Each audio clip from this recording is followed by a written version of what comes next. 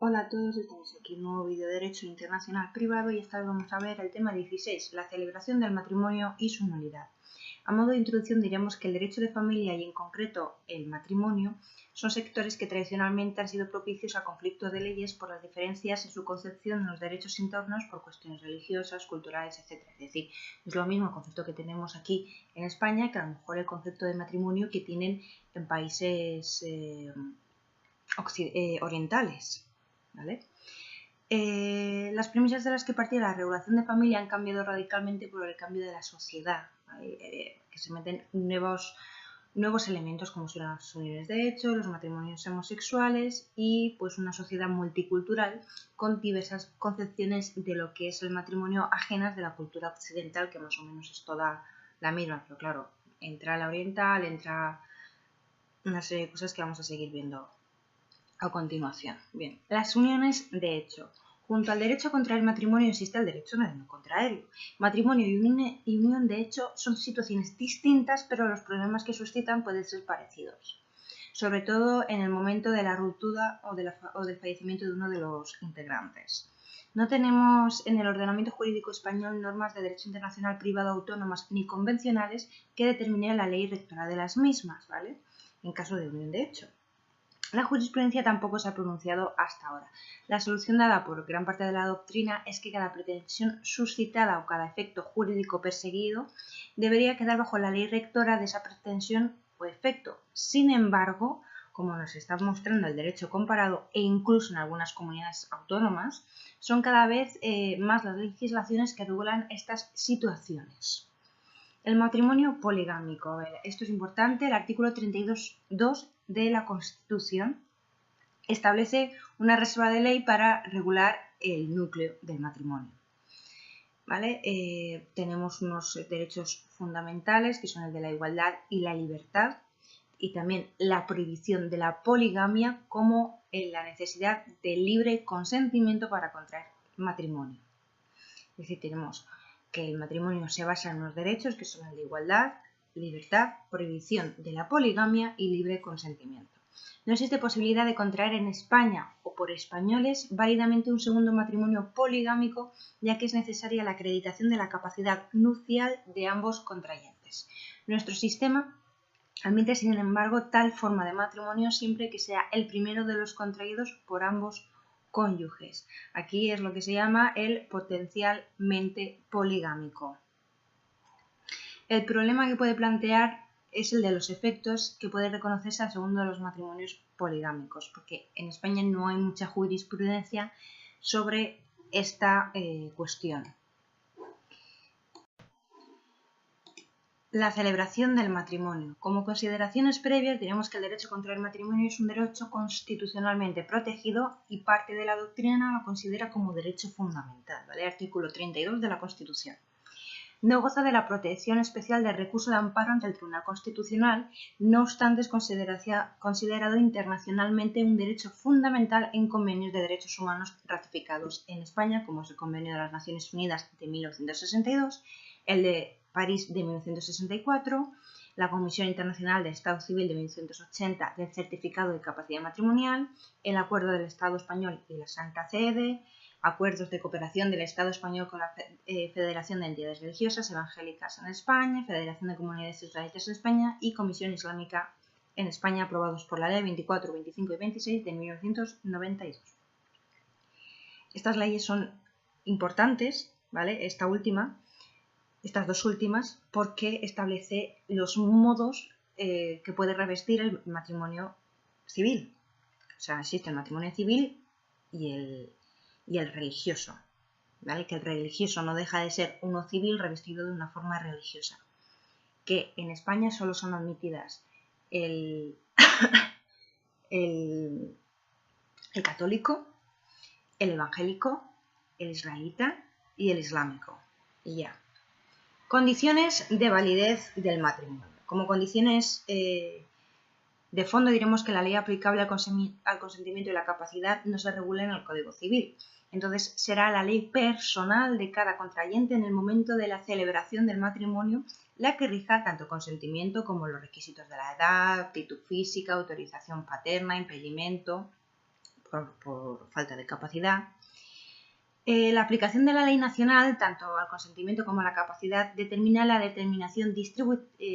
aplicación distributiva de la ley española al cónyuge español y de su ley nacional al cónyuge extranjero. Es decir, yo me caso con un extranjero, por ejemplo con un alemán, yo tengo mi ley nacional española, él tiene su ley nacional alemana, su ley personal alemana. ¿Vale? Yo me rijo por mi ley española y él por su ley alemana. La acción, para lo que viene siendo la capacidad y demás. La acción del orden público podrá excluir algún impedimento existente en la ley extranjera o bien exigir la aplicación de otros presentes en la española e inexistentes en la extranjera. Por ejemplo, en el impedimento de ligamen inexistente de los matrimonios islámicos. ¿Vale? ¿Esto qué quiere decir? Por ejemplo, si yo me caso con un extranjero, que él se puede casar con 16 años sin autorización de los padres ni nada, eso en España no se puede, tú necesitas la autorización de tus representantes o de tus padres o de tus tutores. Bien, si yo no me puedo casar con esa persona porque tiene 16 años y en España no puede casarse con esa edad. Por eso solo sin autorización, ¿vale? No sé si me estoy explicando. Vale, la dispensa de impedimentos suscita dos problemas. Por un lado, la autoridad competente para otorgar la dispensa, pues, ¿quién es? Pues atiende bien al estado de la nacionalidad o bien al estado donde va a celebrar el matrimonio, si es la residencia habitual. Claro, ahí tenemos el problema. ¿Quién puede dispensarlo? ¿El Estado español o el estado del que sea nacional? Lugar aplicable a la dispensa serían la ley nacional y subsidiariamente la ley de residencia habitual.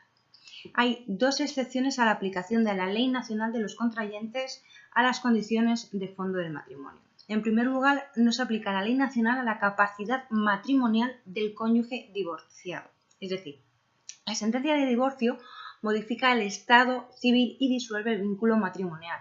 Luego es la sentencia de divorcio la que decidirá si es posible o no un nuevo matrimonio. En segundo lugar, tampoco se aplicarán las leyes nacionales de los futuros esposos cuando éstas se opongan al orden público del foro. Por ejemplo, no se permitirá el matrimonio de un menor de 12 años aunque su ley nacional se lo permitiera, del mismo modo que se procederá a celebrar un matrimonio entre personas de distintas razas aun cuando la ley nacional de uno de ellos lo prohibiera. Pues es eso, un niño de 12 años aquí en España no se puede casar, lo que tienes que tener 14 años con la autorización del padre, de la madre, los tutores, etcétera, ¿vale? Y aunque su ley nacional le permitirá casarse con 12 años, aquí no se puede, pues no te casas. Y pues eso, por ejemplo, un matrimonio interracial, por ejemplo, un español y X extranjero, aunque la ley nacional de ese extranjero lo prohíba, como aquí no lo prohibimos, pues es válido, el matrimonio es válido en España. Forma de celebración del matrimonio. Bien, el matrimonio es un acto solemne, entonces necesita de consentimiento que ha de adecuarse a determinadas formas y ha de estar presente una autoridad. Existe una íntima relación entre la autoridad interviniente en el acto de la celebración y la forma legalmente prevista en el mismo. Cuando una norma designa una autoridad competente, está designando la ley aplicable a la forma, ya que será la del ordenamiento que ha otorgado tal poder a esa autoridad, y al contrario, la designación de la ley aplicable a la forma que indica simultáneamente la autoridad competente para celebrar el matrimonio. Bien, esto viene regulado en los artículos 49 y 50 del Código Civil, que dicen que, bueno, de tal modo que junto a la clásica locus regit actu, actúa de manera alternativa la ley personal, ¿vale? En cuanto a la celebración del acto del matrimonio. Y a través de una y otra se da la entrada a la celebración religiosa del matrimonio. El principio del favor matrimoni se expresa facilitando la celebración del matrimonio al permitir que los futuros cónyuges elijan una de las varias formas permitidas en nuestra legislación, pero sin que sea posible la admisión de cualquier otra, no prevista explícitamente en ella. Pero cualquiera que sea la forma elegida para la celebración conduce siempre a un matrimonio, el civil español regulado en el Código Civil, es decir, es un único matrimonio con pluralidad de formas, como ya he dicho antes, ¿no? Es el único matrimonio aceptado es el civil, pero se puede revestir pues, de ciertos actos religiosos siempre que estén admitidos en nuestro derecho. El esquema de soluciones del Código Civil establece en torno a la nacionalidad de las partes y el lugar de celebración es el siguiente. Primero, tenemos un matrimonio de español con extranjero en España. Entonces, la ley del lugar de celebración, es decir, las formas establecidas en el derecho español, ¿vale? Ante el juez o funcionario español o en la forma legalmente prevista, en la forma religiosa legalmente prevista. Es decir, matrimonio de español.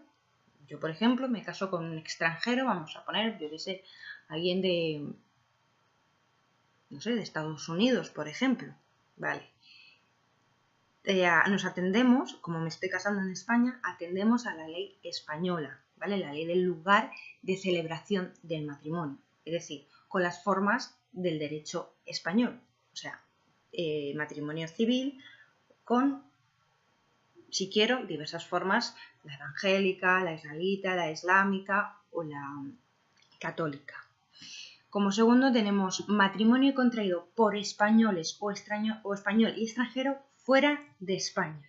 Volvemos otra vez a la ley del lugar de celebración del matrimonio o a la ley personal, ¿vale? Es decir, si yo me caso con un español en Marruecos, no, si yo me caso con un español en, yo qué sé, Japón, por ejemplo, pues podemos atender a mi ley personal, al matrimonio aceptado en mi ley, o en la ley de celebración del lugar de celebración del matrimonio. Las formas permitidas por la ley personal del contrayente español son tanto las formas religiosas previstas en la ley española como la civil del matrimonio contraído ante la autoridad consular española, siempre que el país donde nuestra representación consular esté acreditada admita el ejercicio de esta función en su territorio. No está permitida la celebración del matrimonio según la ley personal del contrayente extranjero, aunque sí ante su autoridad consular. Es decir, si yo me caso con un extranjero en el extranjero, atendemos a mi ley personal, pero no a la suya si no es compatible con la mía.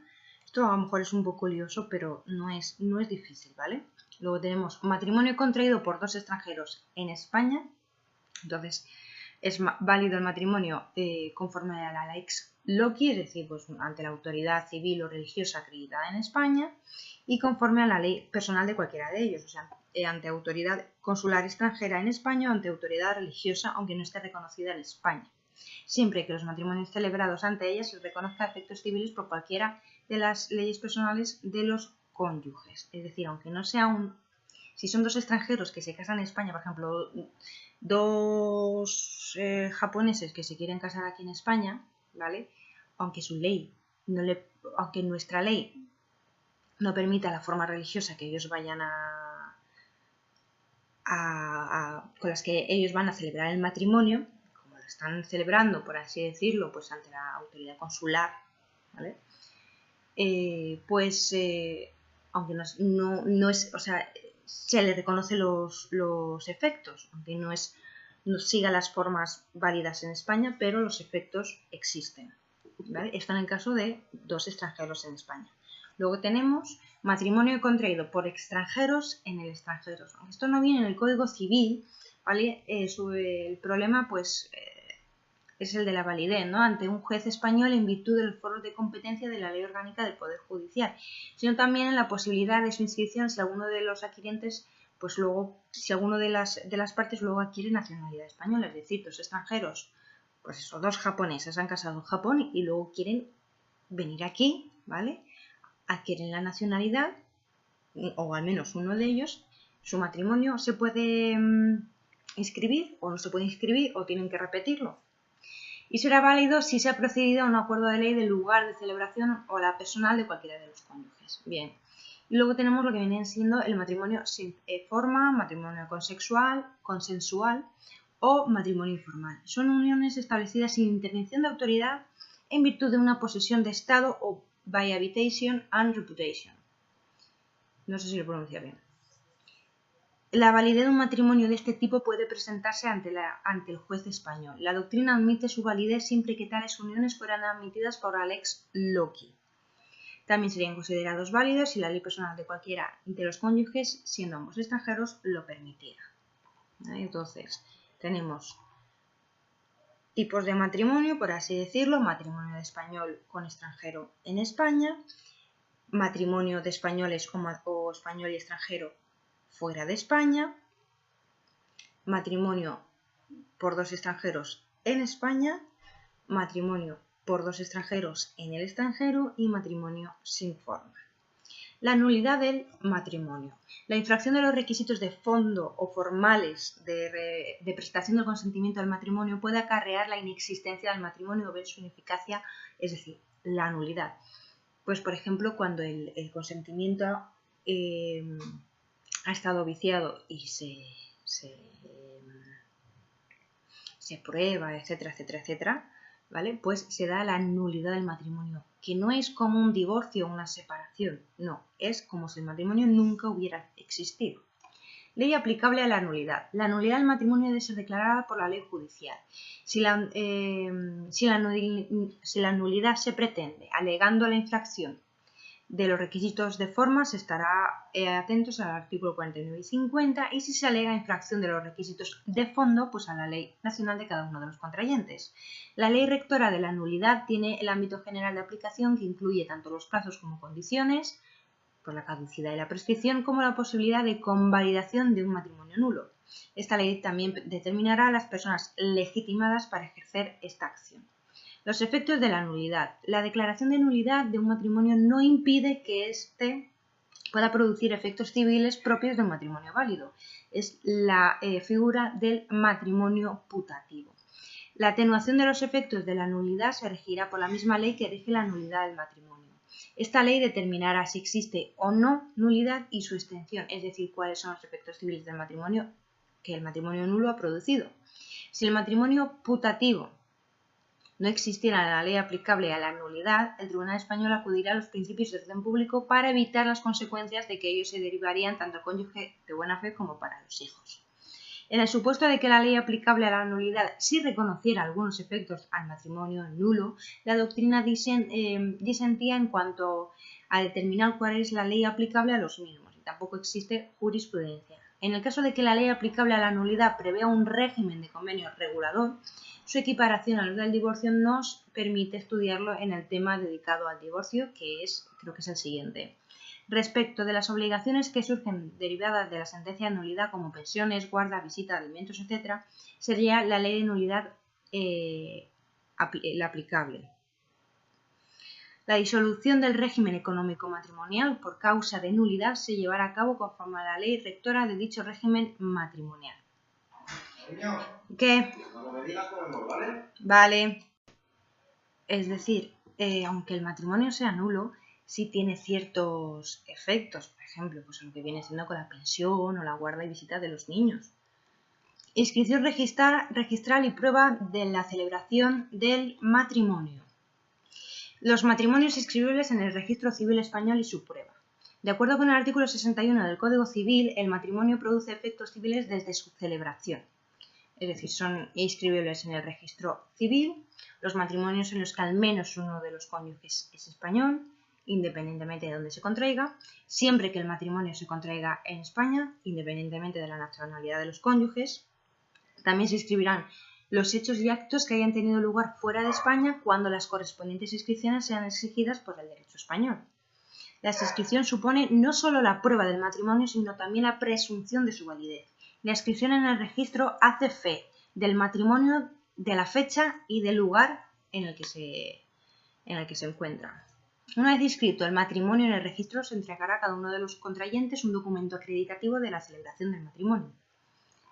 Es decir, el matrimonio produce efectos civiles desde su celebración. Es válido, ¿vale? Se celebra y luego se inscribe en el registro civil. A ver, en el caso de que no hubiera existido inscripción o se hubieran desaparecido los libros de registro civil, se admitirán otros medios de prueba. que serán todos los admitidos en el derecho español, si los matrimonios se han celebrado ante autoridad española, y si lo han hecho ante autoridad extranjera, la admisibilidad de los medios de prueba quedará regida por la ley española, aunque se admite por la eficacia de las pruebas documentales preconstituidas en el extranjero que reúnan los requisitos de la ley en su artículo 323. Estos medios de prueba deben demostrar la existencia de un matrimonio válido.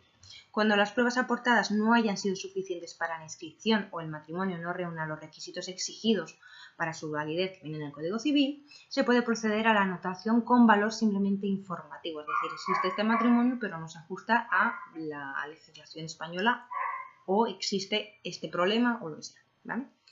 De la posibilidad de acudir a los tribunales españoles para inscripción o reconstrucción de la inscripción o para la impugnación, se deduce que la validez definitiva del matrimonio solo puede establecerse mediante sentencia judicial. La inscripción registral solo proporciona una prueba iuris tantum, es decir, admite prueba en contrario, aunque de validez erga omnes, o sea, validez total. Las sentencias judiciales de validez o nulidad se inscribirán en el registro civil. Si esta ha sido dictada en el extranjero, para la inscripción se necesitará el exequatur.